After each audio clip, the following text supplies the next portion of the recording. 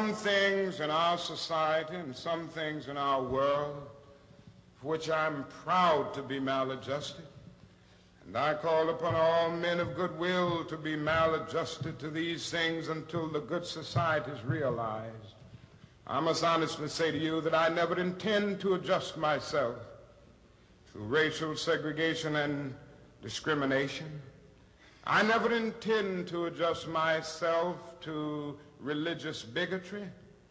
I never intend to adjust myself to economic conditions that will take necessities from the many to give luxuries to the few and leave millions of God's children smothering in an airtight cage of poverty in the midst of an affluent society.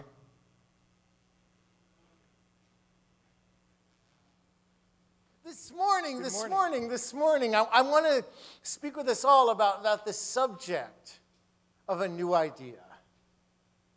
You know, and as Dr. King shared, and as we all know from history and from the civil rights movement and from the history of this country, anytime we need to embrace a new idea or a change, you know, they're embraced by people like us. They're embraced by people who are creatively maladjusted. I have good news for you. You're a maladjusted person. You're open to different people. You're open to different lifestyles. You're not about trying to control other people, but we're a creatively maladjusted group of people. But all great change and all wondrous change and all spiritual evolution is always going to come by the people who are called crazy. And when I realized that, I was like, okay, now it's okay I'm crazy. It's okay I'm crazy. You know, it's okay, you know, I'm a dreamer. It's okay that I let go of yesterday. Because it's okay because the world today, for each and every one of us, is calling out for new ideas. Society today is calling out for a new paradigm, a new economy, a new understanding, a new brotherhood.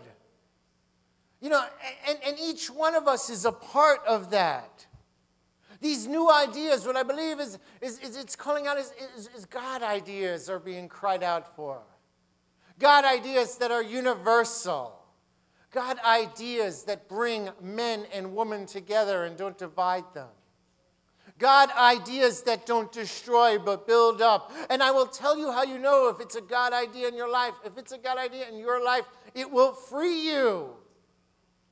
You know, it will inspire you. A God idea, it will lift you up, it will excite you, it will touch your enthusiasm, it will touch your heart. You will break through fears when it's a God idea.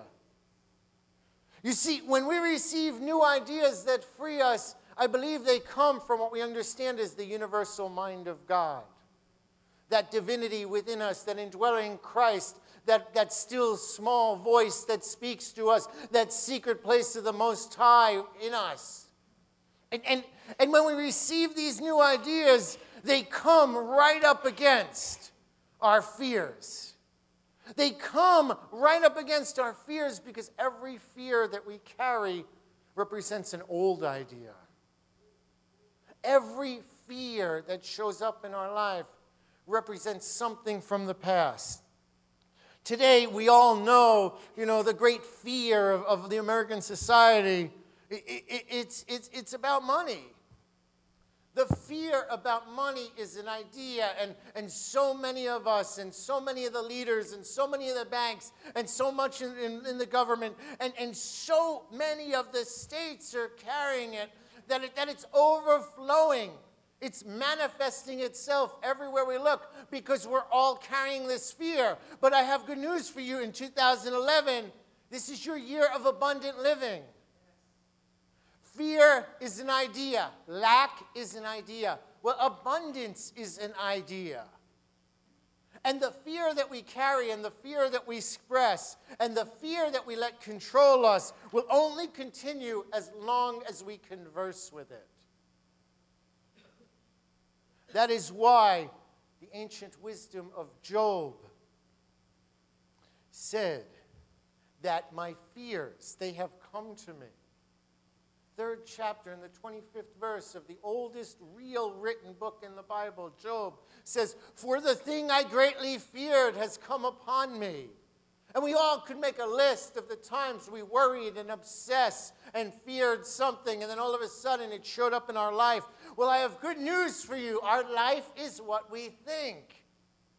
And I have even greater news for you. You have the dominion to choose your thoughts, and so do I. Ideas are what build life experiences. Ideas are what move us through obstacles. Visions are what build our experiences based upon the ideas we hold on to. Every one of us has a vision of abundance. It's natural, it's inherent. I don't need to teach you what it looks like. But we do need to monitor and be honest with ourselves when we're building our life experiences out of fear. There's a great story about building that Jesus the Christ used to teach. And I want to share with you, this is not about building a house. This story has nothing to do with a house. But what Jesus says is, everyone then who hears these words of mine and acts on them. So in other words, right off the beginning, we can hear words. We can hear truths. We can hear visions. We can hear new ideas. But it is through hearing and acting that transformation occurs. And so when these words are heard and when these words are acted upon, it is like the wise man who built his house on a rock. The rain fell, the floods came, and the winds blew and beat on the house, but it did not fall because it had been founded on the rock. And everyone who hears these words of mine and does not act on them will be like the foolish man who built his house on the sand. The rain fell, and the floods came, and the winds blew and against the house, and it fell, and great was the fall. Now understand, this is not a house. This is not a building lesson. You're not going to leave here today and know the architect and engineering beyond building a house, because that has nothing to do with a house. It's talking about the house of our consciousness, the house of our mind. Every time we have a vision, every time we have an idea, every time we make a choice, we build from that place that we know is our mind. And now with this lesson, this parable, this teaching does not say is once we build this house on the rock, on solid ground, on truth, on an idea of abundance, on a healthy vision, once we do build this house, it does not say everything is then perfect. What it says, in fact, it teaches the opposite. It says, build the consciousness of strength, of power, of faith, of hope, of joy. Build your consciousness on truth, that God is here and every one of us is a part of this mind that we understand as God. Build this consciousness on an idea of abundant living, and what will happen? The rain will come. The stream may rise. The winds will blow against the house, the mind, the consciousness, the awareness, the attitude about life, but it shall not fall. And in other words, what this teaches is it's very irrelevant what's going on outside. What's relevant and what are we building up in our life? This house is our mind. It's our mind today. It's our attitude about life. And this lesson compares two different outlooks, if you will. Two different attitudes about life. There is the one mind that's built on the foundation of right thinking that's solid, that doesn't change with the times. And then there's the other mind that's built on an unstable terrain, the sand, what falls down and washes away at the slightest wind or storm. And I believe that the first mind is built on honor and understanding of God. Because what I can tell you about God is you could know the Bible from cover to cover. You can read every book that Charles Fillmore ever wrote. You can memorize the Metaphysical Bible Dictionary. You can study every scholarly article that's ever been written about the Bible. But God, as I understand God, is not expressed in a book. It's not expressed outside. God is expressed in our mind. We express God when we express God when we call upon the qualities of God inside of us. The enthusiasm and the strength and the power and the love and the life. the will and the understanding and the order and the discernment. When we express God in real life situation, God becomes God expressed in our life. And one of the ways that we express God is what we call as the power of renunciation, the power of release, the power to let go of the old and stand in the truth of the now and present moment. You see, when we express God and we choose God, lack, as I understand lack, can never have any power. But the choice is an action of our mind, and then the action is expressed.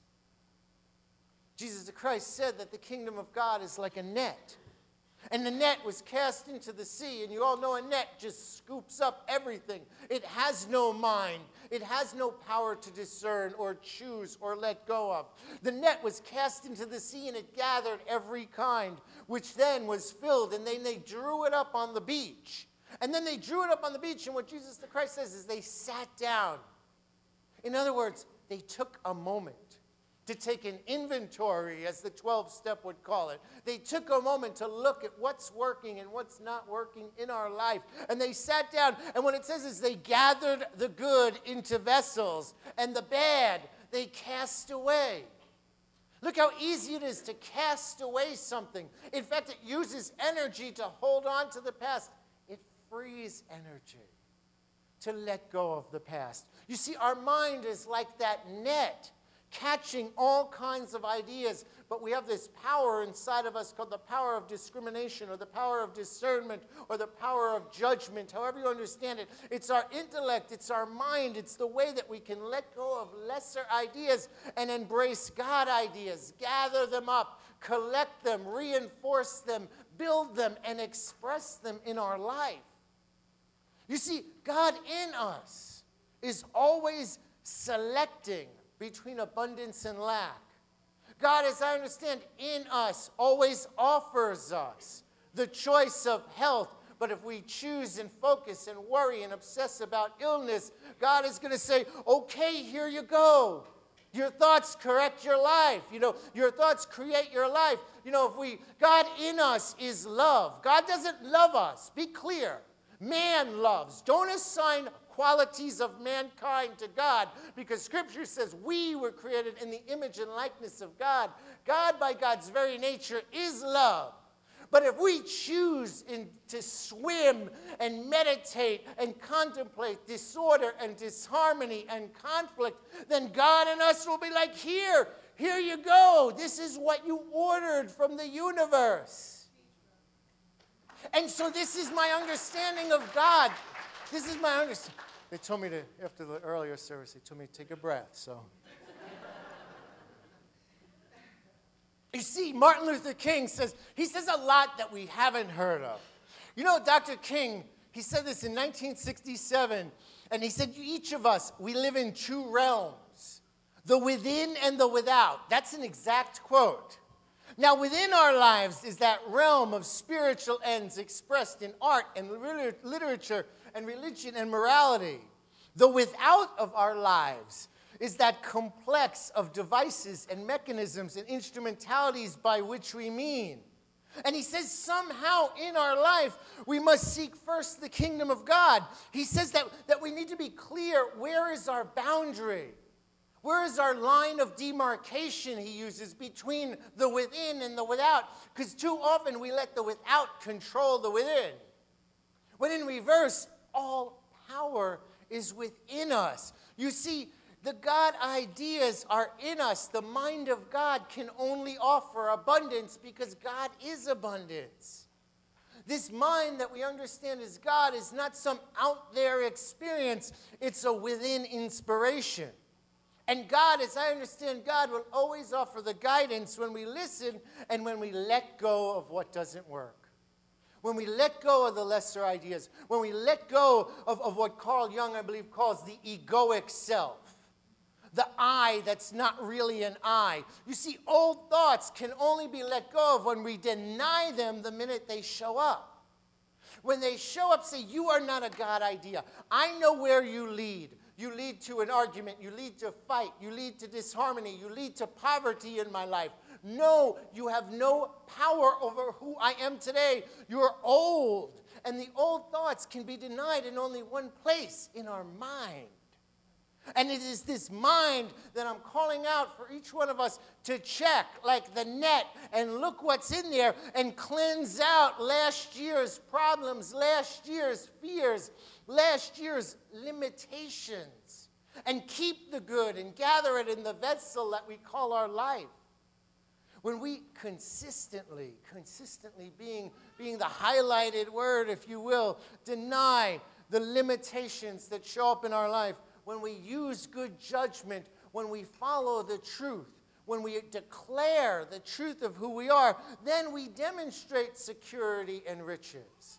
It's a new idea that we're inviting our life to express. Today, you want to know the truth? Today, the truth is we live in a sea of inexhaustible supply. Now, I was talking with one of the members of the church yesterday, and we were having a conversation, and they were like, Rev, you can't understand poverty until you really walk the streets of a third world country. You can't understand, how irrational it is for America and for us to be worried about lack and limitation till you see that half the world today lives on less than $5 a day. There are 1 billion people in India and 1 billion people in China and 500 million people in Africa. There are people, 90 miles away from Key West in Cuba who don't even have like a chicken wing. And we're crying about this and whining about that. We live and move and have our being in the richest time in the history of humanity that ever was. This is who we are today. This is our truth. Our riches and our security is not in the government. It's not in the almighty dollar. It's not in the plan. It's not in anything. The truth and the riches and the security that is God is in us to really look at the situation and say, my God, I am blessed. My God, I have a house that has a roof. My God, I have friends. My God, I have peace. My God, I don't have to worry that my children are out there. My God, I have schools. My God, I have the opportunities. And when we need to really focus on this, because supply, whatever your supply is, it can only come into a mind that is molding it. It is only coming into a mind that is receiving it. It can only come to a mind that is open. Try unplugging the radio and then try and receive a signal. If the radio is off and it has no power, or the iPod, the batteries are dead, it will play no song. We are like the radio. We are like the receiver. God is always broadcasting, but are we willing to listen? And I'm not saying to stick our heads in the sand, and I'm not saying to live in denial like I shared last week. What I'm saying is to acknowledge the situation and say, it has no power over who's going to show up today. It has no power over my mind, my faith. It has no power over the enthusiasm that I'm going to bring to life. Whatever life stirs me up, I'm going to look at it and I'm going to move through it. And yea, that I walk through the valley of the shadow of death, I shall fear no evil.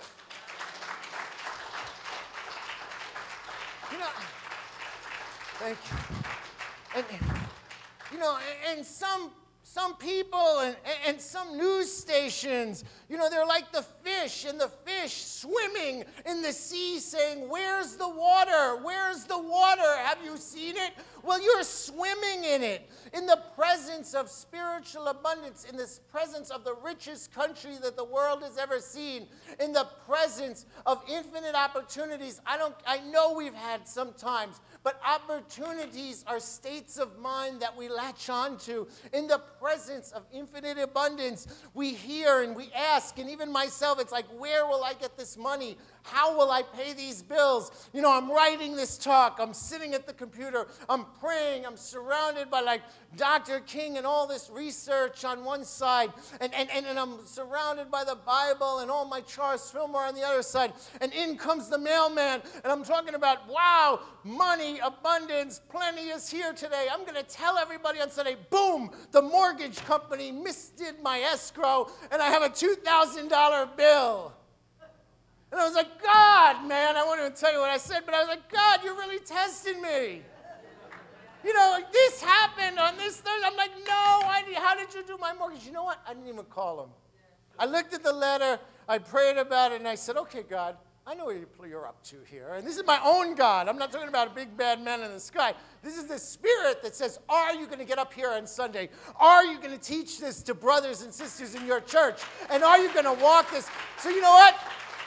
I just said, okay, there's a little box, and it said, you know, pay it now, $2,000. And I was like, well, that ain't happening, you know. You know? And then there's another little box that says, you know, add it into next year, and my mortgage payment goes up $200 a month. So then I did the opposite thing is I wrote the prayer request, and I said, God, your mortgage payment went up $200 a month. Bless you. You bless you in my life. And I completely took myself and my fear and my doubt out of the picture. You see, plenty is here today because I'm going to vibrate it out. And no mortgage company and no bill and no fear and no CNN and nobody and no thing can reach inside me and crush me anymore. You see, what did we share? Absolutely. I mean, we shared for the past 3 weeks, we've been talking about the mind because the mind is so crucial into abundance, especially in the area of our finances. I know that's our year, unity, the year of abundant living.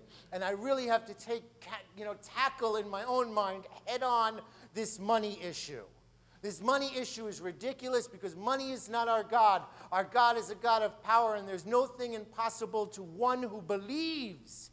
And what we saw last week is we see, and seeing is an action verb. Seeing actually is really projecting.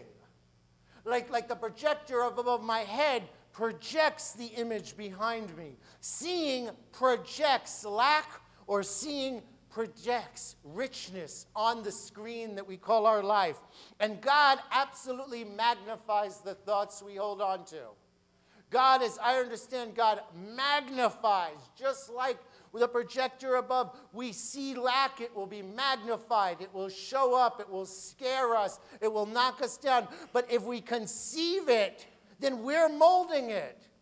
We co-create with God. And so if we see with a bountiful eye, then what we do is we mold what Charles Fillmore calls the ever-present substance. It's everywhere present. Wherever we are, there is substance because it's part of creation itself. In 4T program, it talks about substance, that it's underneath, and it's underneath, and we stand on it. And this spiritual principle I share today is more important than anyone will ever discuss in this church or any other church. It is the principle that our thoughts create our life. And if we're experiencing fear and we obsess about them, then our thoughts create our life. And if we're obsessing in our mind, which is the place where we have full and total control about abundant thoughts, opportunity thoughts, releasing fears, then that will project and magnify itself on our life. And to do this requires a steady elimination, a steady cleansing, if you will, of old ideas. And especially now, especially today, we need like a complete extreme makeover, like just come in with the truck and just, destroy the old house if your house is filled with fear and lack and doubt, and just let it be rebuilt. No, just look at the situation and say, there is God in this situation. I'm open to it. I don't know how. God, this is your bill. Thank you for raising the mortgage. Now deal with it. But I'm going to act, and I'm going to show up for work, and I'm going to do the right thing, and I'm going to make, conscious decisions. I'm not going to sit there and waiting, for a few $100 bills to drop out of the sky. That's foolishness. I'm going to co-create with my understanding of God as I continue to cast out old ideas from the net that I know have not worked. And what is the most fearful thought in people's minds today? It's the fear about security, it's the fear about the future, and it's a fear about jobs and money. And what I have to share with this church, with Unity of Hollywood, what I'd like to share is there's no better time than now. When everyone else out there is worrying, when everyone else out there is holding back, when everyone else out there is doubting, there is no better time than a church who intelligently understands the power of our thinking for us to realize the truth of who we are.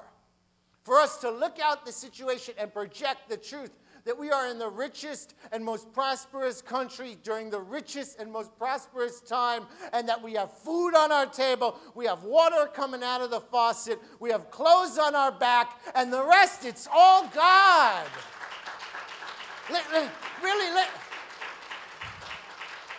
Let's put some perspective on this situation. Let's put some perspective on this situation. There are countries that aren't very far from us. They don't even have water. The children are dying from bacteria because they're scooping up, dirty, infected water. Never has there been a more prospering or promising time than to us to seek a new consciousness and let it vibrate out in every direction in this world. I want to share with you something. It is your privilege. It is your choice, but it is your privilege to step out of fear anytime someone wants you to step into it and say, no, thank you. It is a privilege that we have the freedom to look at a situation and say, no, I'm not going to let that situation tear down the truth of who I am. I am a child of God, and all the power of God that's available and has ever been available is available to me in this very situation. You see, when we truly realize, which realize means to make real where in our mind, to realize our spiritual inheritance and how profound and deep it is, there can be no lack because we won't see it. And that which we don't see can't touch us in our life. In Scripture, it says, one who has a bountiful eye shall be blessed. Think of how powerful that one little sentence is. One who has, we talked about it last week, one who has a bountiful eye shall be blessed. That means what we look out into, we see, and this is an exact law of the universe. It applies everywhere to everyone, all men, all women, all times. This is Unity's year of abundant living. This is a Unity movement suggestion. It's a year where we're embraced what? To think abundant thoughts. Yes, deal with the situations, deal with the real life, but deal with it with an attitude of gratitude and an attitude that this too has passed. This is not who we're going to be forever and ever and ever. This is the challenge that we may be walking to today, and holding on to money and holding on to this and walking into job, thinking they're going to fire me, they're going to fire me, they're going to fire me. Guess what? You're going to be the attraction on the next person that lays off because you sent it out, what? Through your mind. Just go in and live fruitfully and joyfully and be the best woman or the best man that you can in any situation, and the universe will respond in kind. And so today I share with you, I'm proud to be a creatively and spiritually maladjusted minister. I'm proud to be in a church of creatively and maladjusted heretics. I love you all just the way you are. I'm proud to be the cutting-edge theology and the cutting-edge philosophy. I'm proud that we can walk into our church and keep our intelligence and question our teachings and dig deeper. Let me conclude by quoting the Reverend Dr. King. You see, there are certain things in the world which I am proud to be maladjusted to. I never intend to be adjusted to discrimination in any form. I never intend to agree with it. I never intend to participate in all that insanity of don't ask, don't tell, we know, just live a lie. I never intend to participate in a society that still has not come to live the truth that was written down fully in 1776. I'll never intend to participate in a society that pays women less money than it pays men for the exact same job. I don't want to participate in that consciousness. I'm not going to fight it. I'm just going to see our way through it. You see, I never intend to be adjusted to religious bigotry. I never intend to allow my mind to look at a situation and see that people are different in any way. This is a loving and accepting church, and we accept everybody just for who they are. You don't have to live a lie to show up in this church. You don't have to be a separating, consciousness. You don't have to meet anybody else's standards in this church. We're all children of God, and we were all created glorious and unique and wonderful. We were all inspired to love as the way God inspires us to love. And I never intend to participate in majority or the status quo that only will reject change because they're afraid of it. You see, I never intend to adjust myself to any economic idea or condition that talks about lack or not enoughness when we're swimming in the sea of abundance. I believe in abundance. I believe it's a consciousness. I believe it transcends the appearance of life. I believe in it for me, and I believe in it for you.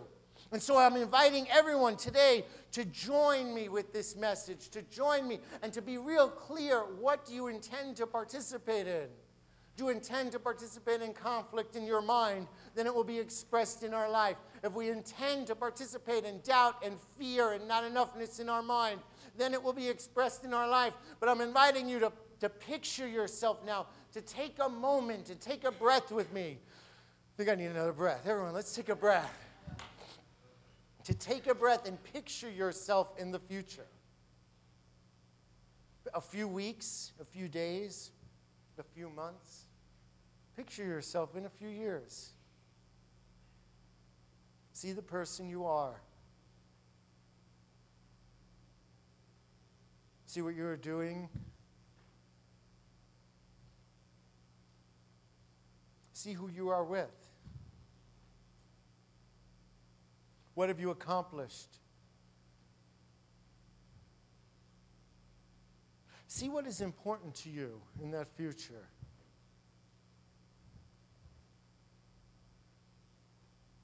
I'll bet you still have a home. I'll bet you're still eating. I'll bet you're still taking care of your family. See the person, the truth of who you are. And now move out of your sight. How does that feel? How does it feel to be you on tomorrow? Now, as you open your eyes, this is who you are today. Who you feel is who you are. Your vision, your dreams, your belief in the future is who we are becoming. And so please embrace only abundant ideas that enrich you this year. Take an inventory every day about the ideas of lack and fear and limitation and let them go. Let go of fear about money. Make greater decisions every day. Because every time we embrace a new idea, what we're doing is receiving the mind of God. Thank you and God bless you. Happy New Year again. And so it is.